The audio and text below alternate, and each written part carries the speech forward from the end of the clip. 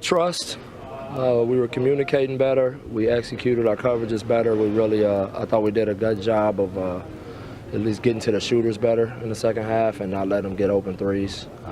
And we played really hard.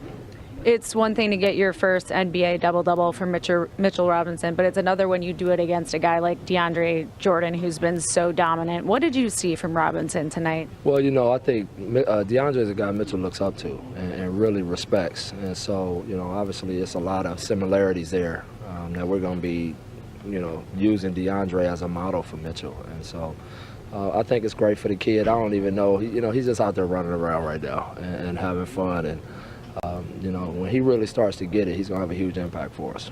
I know your starters, your bench, it's all kind of a flow right now. But for the bench, 65 points from that group tonight. What did you see there? I didn't realize that. Yeah, I just thought they played well. I thought Mud had a good game in his debut. He really pushed the tempo. He got that group organized.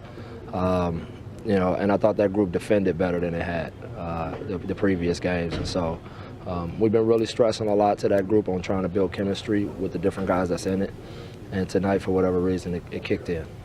What did you say to them at halftime? Because your guys came out really firing in the second half. You know, nothing too crazy. I just told them to stay with it. This is where you want to be on the road. You know, you always want to just be in striking distance. And it's a possession-by-possession game. We take our opportunities to run what we can, but our defense has to be a constant. Any key takeaways on containing DeAndre Jordan's presence within the paint? Well, you know, anytime you go into a game against DeAndre, you're preparing for him. And so we came into it already with a game plan of like, look, we know he's going to be waiting on us in there. We got to be willing to take the extra dribble. We got to be willing to move the ball, get away from him, just because he's such a powerful presence in there. You guys neutralized Luka a little bit and kept him away. I mean, can you talk about that? I don't know if we neutralized him. Can I see you? You know, I was looking at the same thing. Come on, man. He had 18, 9, and 6. Who's this guy to you? I mean, that's a heck of a line. He almost had a triple-double, so we could have did a lot better job on him. He had four hands. Yeah, man, I ain't buying that. That kid can play, and that's a nice line. I know a lot of guys that would like to have that line right there. So I think he's a heck of a player. I think they hit a home run with him. He's a tough cover, man, and if 18 is holding him down, then I'll take it. What about Alonzo? You know, Trey, he was amazing once again, and for a guy that was like pretty much like in the draft, nobody paid too much attention to him, and now look at him.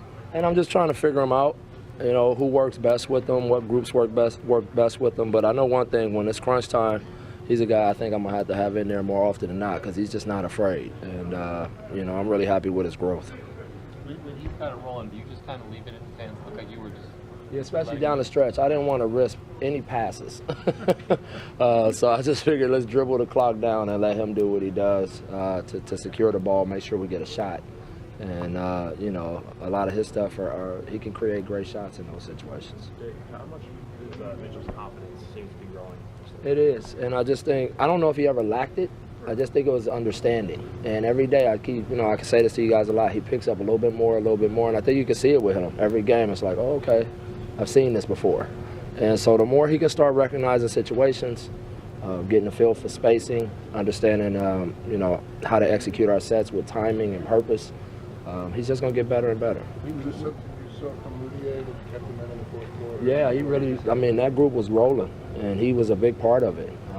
He really kept the pace up. He was getting guys shots, and then he saw opportunities for himself, really opportunistic, you know, 6 points there that he got that I thought were really timely buckets. So, you know, I got a lot of confidence in Emmanuel, and, you know, I was happy to see him in his debut back quite well. Are you seeing different things from Mitchell all the time?